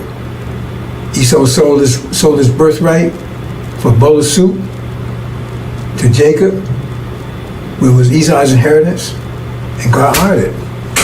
Okay, Jacob, it's yours. You're the one. And that's the deal. Because he ain't your friend. Farrakhan ain't your friend. Pray, pray, pray. That's the answer. This is homeland you was promised. You never rejected it. So now you got what you asked for. So if they gave you reparations today or tomorrow, how would that scenario not play out like that? Well, they say, okay, you got it. Tell me how the scenario wouldn't play out like that. And tell me why they wouldn't do it. They love you so much, they're going to say, okay, we're going to take care of them. I mean, why should they go out their way to take care of you when you was right here? You was working at Popeyes and living in the get-up on Section 8, all that stuff right here where they... Because they're trying to get rid of that stuff right now. Trump's trying to get rid of all that stuff right now. Because they're closing on you don't realize it. Anyway, that's just, that's what's happening over in America. Wow. Boys come here. Disaster over there. And, I just got a call. Oh, wait, hold on. Really? You serious? Our ambassador just got a call from I don't know what they call them. They call it Conland or something. I forgot what it's some name they call it right there. That 6th day. They begged us to come and help. Can they come over here? Can we come and get them? Really? Can we come and get them and bring them? Oh no. Now he went and asked Master Farah Muhammad, right? He said, no, hell no. We ain't going to get them. And I agree with that. Yeah, the bastard said he said, let's call him, and he passed the word to Master Farah Muhammad. Master Muhammad said, send him back. Master, no, we can't come and get you. You chose, you made your choice, live with it. Or die, whatever the situation is. Wow. I can't believe that. They actually, right, sent a message over. I don't know how they did. I don't have any communication with it. Somehow they got the information over to him. Said, we please come and get him. Nope. Said, no, tell him no. And don't waste time communicating with us anymore. You got your land. You got your reparations. You got your money. You got Farrakhan as your leader. Yeah, tell him. Talk to him. Let him straighten out for you. He didn't want to sell you the idea. He was a salesman. So you on that idea of reparations. We told you. right? Suleiman, right? He was the messenger to you, telling you, look, man, let's go home. You said no. You chose not to.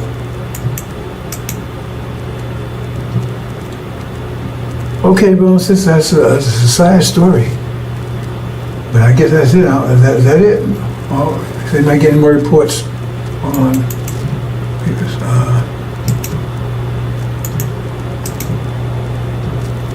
okay, he says that was Master Farrakhan Muhammad's final decision, and I think they closed communications off from there. So, like I said, brothers and sisters, we got those rides that came in. All that came in today, man. It came in fast. After a whole year. Total collapse. Now they're begging it. Somebody help them. We can't do it. Maybe Master help you. We won't do it. Assalamu alaikum.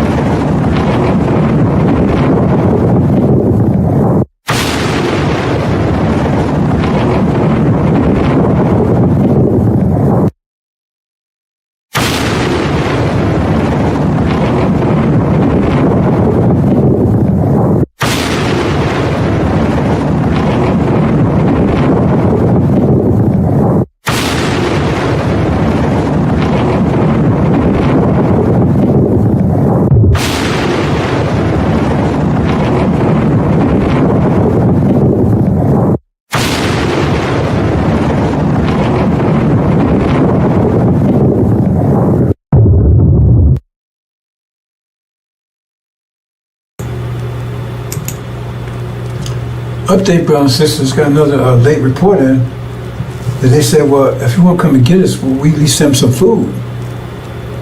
They begged, said, please send them some food. Master Muhammad said, we got to send them a damn thing, nothing, zero.